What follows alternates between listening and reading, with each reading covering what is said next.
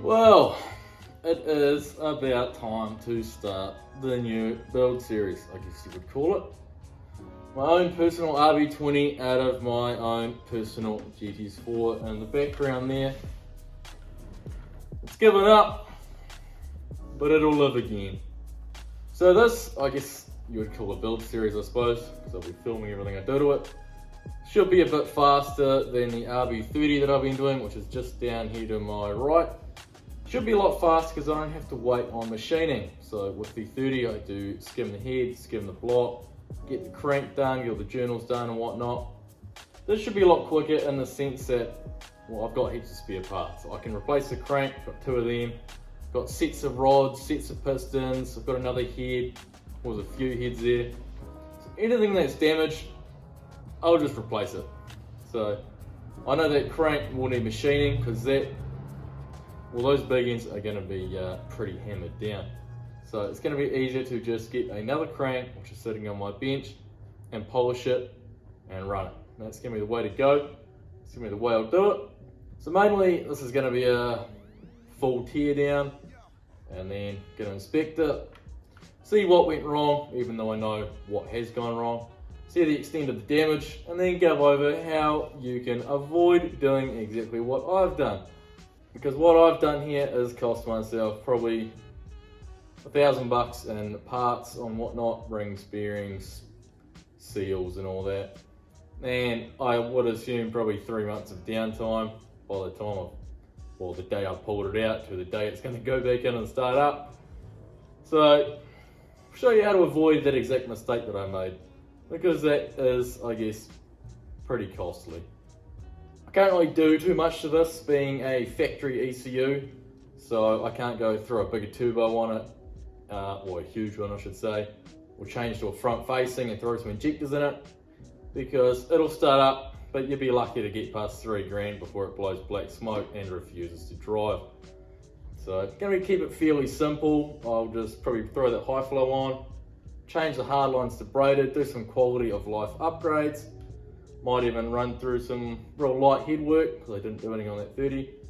Just remove the risers and the exhaust ports, clean up the intake casting a little bit, give it a bit better flow. Not a full port job, just a little tickle up, just to get things flowing better. Flow is power. And I have had this motor out not that long ago. The entire front end on this GTS4 was apart for a full base spray and engine check over. What was quite surprising, and I was lucky when I found it, I guess I would be here either way, because when I pulled this apart originally, not that I've opened the motor up, but I had a check over, there was a split in my oil pump just down the front here, a huge 2-inch crack literally creeping into where my gears were. So either way, if I was driving it then, I wouldn't be able to tell until it was too late. I lost oil pressure and it would have blown up. So either way, you can't be too mad because I'd still be in the situation either way, but it's whatever. So it shouldn't be too bad. Most of the parts are already clean. The whole stump's been off. I've cleaned it up. Cleaned all the front cover on the diff. I've had the entire diff apart. Checked all the gears, checked the front diff.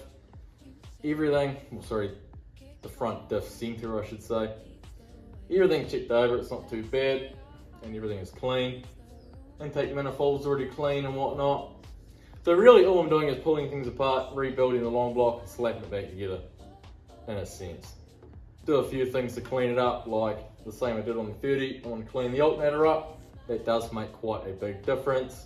And I'll have to check the water pump and whatnot. I don't think it needs a new timing kit. I believe this was already done, so there's no point buying a brand new one when this is probably only done a few thousand Ks.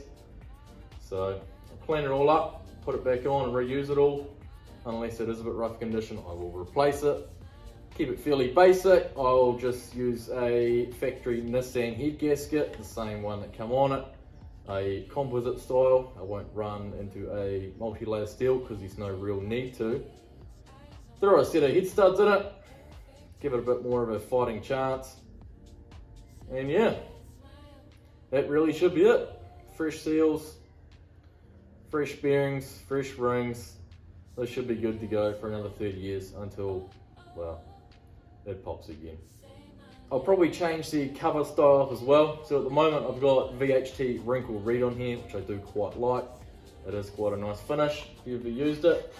The VHT has quite a nice wrinkle, and the super cheap MTN is a bit finer, but might switch it up. I like to go full black this time, same as the 30. I reckon black and silver will be a nice color scheme.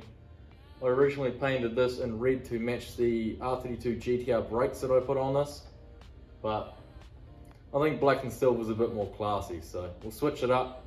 And I also want to get a front cover that says RB20 on it, because that shit is tough, so I will have to get one of them. There is actually one behind my toolbox, so I think that'll be going on. Anyway, without wasting more time, I think I need to commence on this disassembly, because sitting in my nice girly purple office chair doesn't get work done. So I guess that's it. It's time to start the tear down. And the first place I'm starting on this tear down is the factory manifold. Big old clunky thing. That's got to go. Get it out my way, and then we'll be working with a nice clean long block.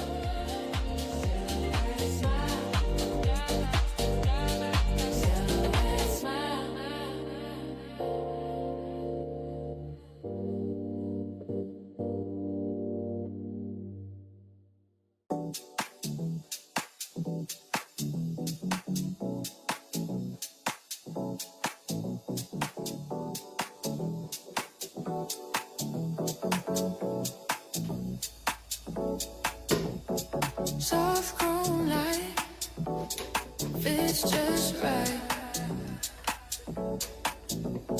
Small talk, smile, stay a while. Looking a bit more bare. Nice to work with. Fun stuff, cleaning up paper gaskets. Have to get there at some point.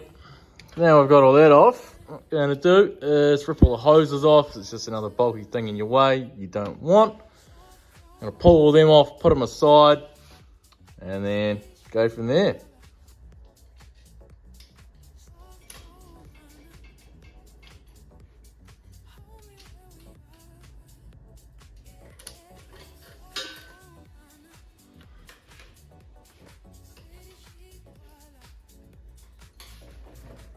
There you go, get that shit out the way.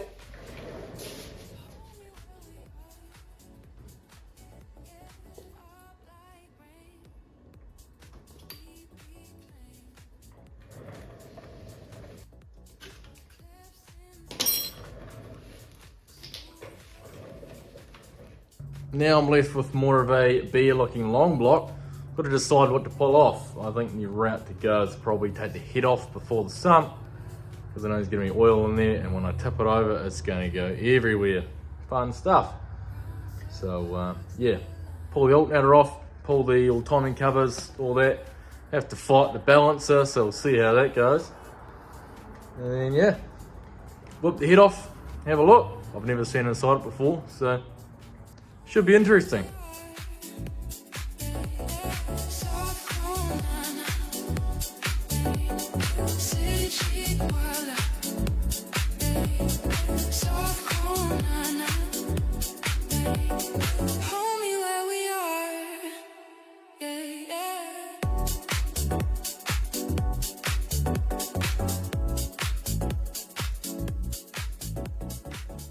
Just pulled the front covers off, and somehow I managed to pull the front pulley off with my bare hands.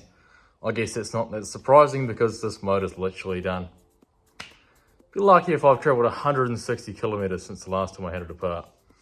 So here's what's interesting. Although I hear of it happening all the time, I've never seen it myself, and that is this frost plug. Not this one specifically that's a common failure or anything, but the fact that it has actually started to rust through. So looks to me like we're gonna need a set of frost plugs, which I was gonna order anyway. I quite like the look of a fresh block and fresh plugs that haven't been painted. I don't know why people put brand new plugs in and spray over them, but each to their own. But yeah, interesting to note. Last time I was in here, that was not there. I would have seen it. So It's pretty interesting how quick things can change, fail, or give up on you. But anyway, keep pulling it apart, throw it back on the time lapse, and yeah, get all my timing components ripped off it. Small steps in line. Warms up, we glide. So focused, alright. Kind of annoying. Lucky I caught it when I did. The last time lapse there was not even focused, so that's fully sick. So sorry about that. It looks AIDS. Pretty clean in here. I had suspected someone had done either a rebuild or just a top end refresh. When I first got the car, it's got a bit more oil stains on it now, but everything in here was near brand new. The caps have been numbered, the head is immaculately clean, and the inside of the covers were also immaculately clean. So yeah, also think that head gasket had been changed as well. It'll be pretty interesting to crack it open and have a look. I will whip the coil packs out and then I'll just spin the cams. Oh, actually no, they're already timed up. Whip the head bolts off and I'll just leave the head fully complete so it doesn't make a mess on my bench with a million bits of my valve train everywhere. Keep it as one piece, throw it to the side, and I'll get to it when I get to it.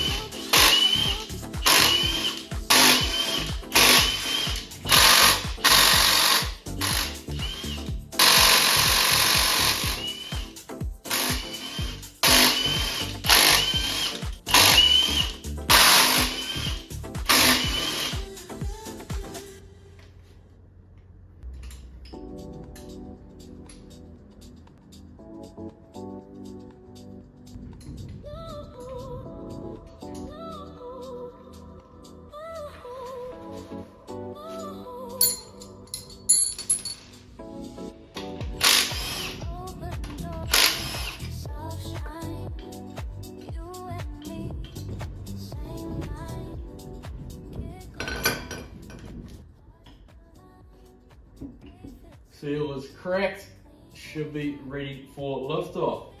If there's any time I was going to struggle, it's going to be right now.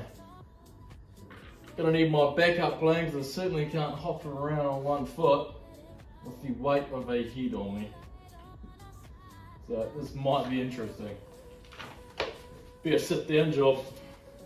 Decided to use some actual brain power here and bring it to the bench instead of hopping with it. So we'll see how that goes, I guess.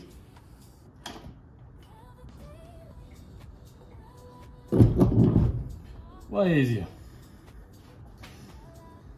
And initial look, not too bad. Looks like it probably has been apart before. Looks cool. Cracked open, here's what we're looking at. Got a nice coolant leak, that's the classic. Pistons are actually in pretty good shape, I'll give them that. The balls look pretty good. There's a few little wear marks in here. Might be hard to see on camera. A few ring spots where it's been sitting for a long time, I see.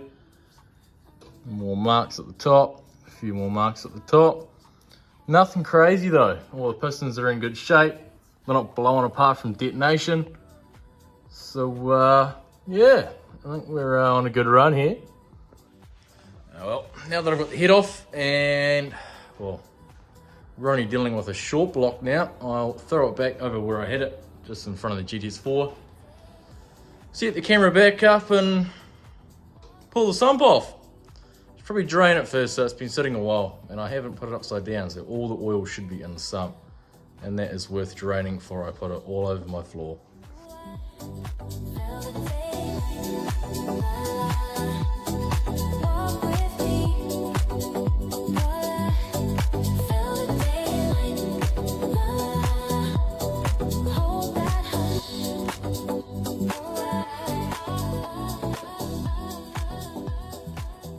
Just gone ahead and drain some more oil out of it, more sparkly oil. So flip it over and start pulling all the sump bolts out. Should be interesting.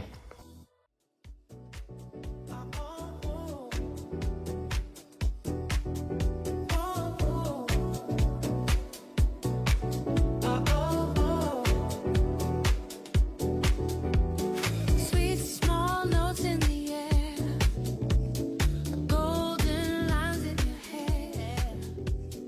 Kick says Need some better lighting in this garage because it's a bit grainy at the moment.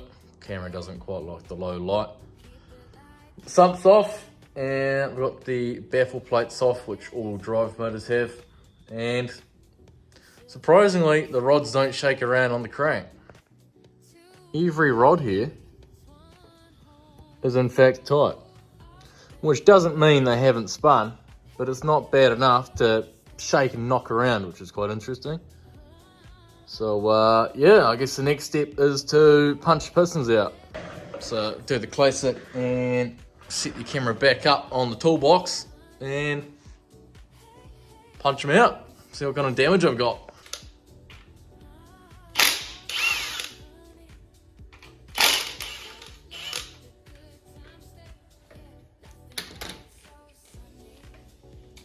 Is it number one? I don't know, can't get the cab off. But that should help.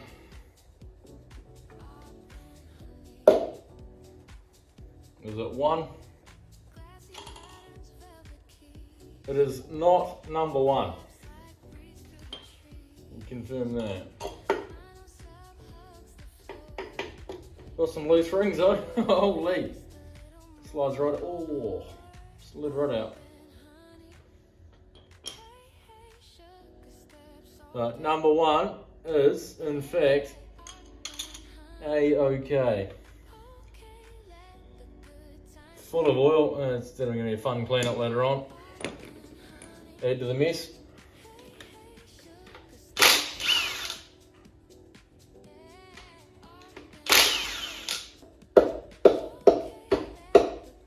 Tighter rings on that one. Is it number 6? I don't know, bearing stuck down. Number 6, not looking good. It's not atrocious, but I don't think it's the one that was making a knot. Oh no, it is in fact number 6. So the bearing does not sit in here tight anymore. It is in fact warped.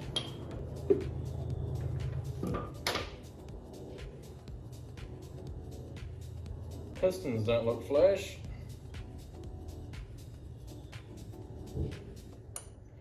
And this bearing, that is cooked, and that rod has been hot. That's cooked. So I'll get a close up of that in a minute. I'll sit there and leave for now. Pop the rest out.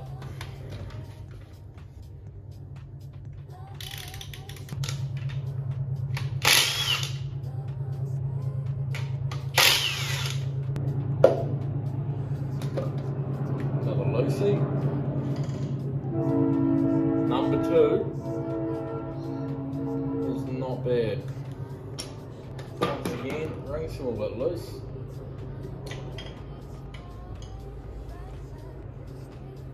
Piston's not bad. A little bit of scoring. Once again, bearing, not horrible. No signs of atrocious wear on that one.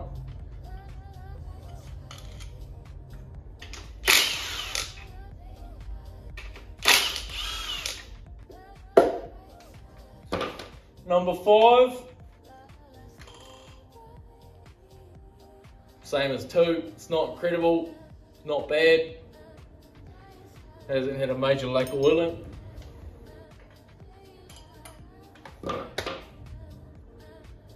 It's not bad. It's our best piston so far. Bearing is not bad either.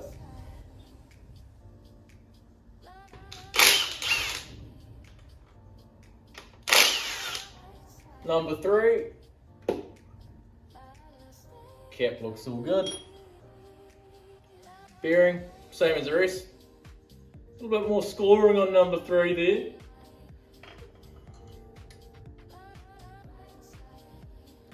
And oil all down my socks, that's me. Piston's in good condition. Bearing, smooth. No real lack of oil. At number 4.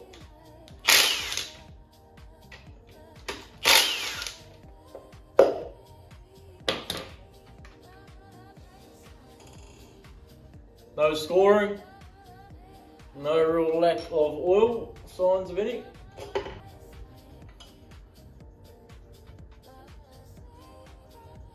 Same in the other half, no lack of oil really present, to be totally honest. No bad marks in it, just a bit of discoloration. I reckon it got off pretty lightly. But I don't think we're going to get that crank polished out and still be within a same spec of the other journals. So, that works in my favour because I have 2 spare cranks, which I guess I'll be using. The lighting in this shed absolutely sucks in low light conditions, and well, the camera sucks just as bad. I'm going to have to get myself a LED. I have one hanging around here, so I have to get some light on the situation at some point. Anyway, here's the damage. It's really not too bad, to be totally honest, but number 6 has let me down. With a flash on here, you can kind of see what's going on. This is our troublemaker. Number 6 has decided to spin. Not good. Everything else is in all good condition. Every other journal is, dare I say, beautifully polished. It's just number 6 has packed the shit up. All the rods and pistons here are in, I would say, fairly good condition, to be totally honest. Some of them have a few marks on the edges, but you know, we are dealing with 30-year-old engines here. It's to be expected. Now here is number 6, which you can clearly tell because the bearings don't even stay in here. So I'll set this up a bit better. First telltale sign of damage is the fact the rod has got hot spots in it. It's it's seeing a lot of heat when it shouldn't be seeing heat. The rod itself is no better. Once again, a nice hot spot clean down the middle of it. This has seen heat that it should not have seen.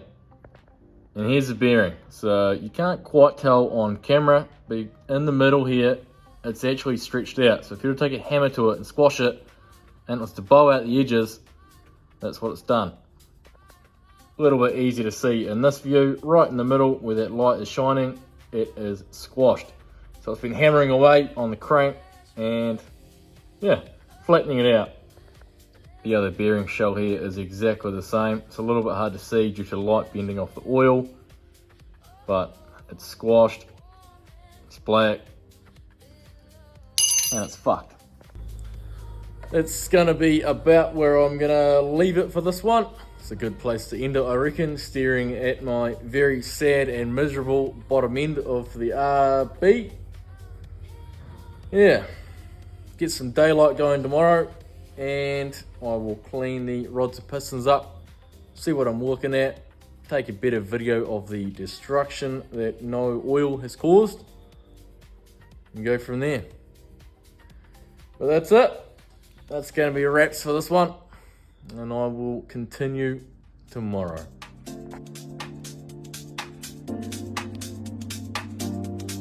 Daylight